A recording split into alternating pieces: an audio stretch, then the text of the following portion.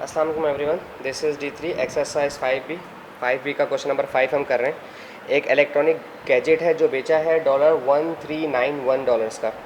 इसमें इंक्लूसिव है 7% GST, यानी कि 7% GST देकर के, यानी कि मार्केट प्राइस ये नहीं थी। ठीक है, इसमें 7% इंक्रीज़ हुआ है।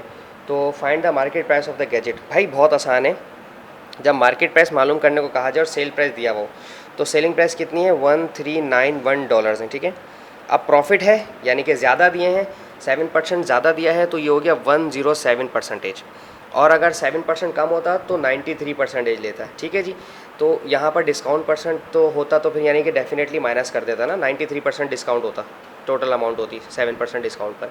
लेकिन यहाँ पर 7% आपने ज़्यादा दिए तो 100% तो दिए ही दिए, आपने 7% मज़ीद ज़्यादा दे दिए, तो सिर्फ आपने $1391 को डिवाइड करवाना है 107 से।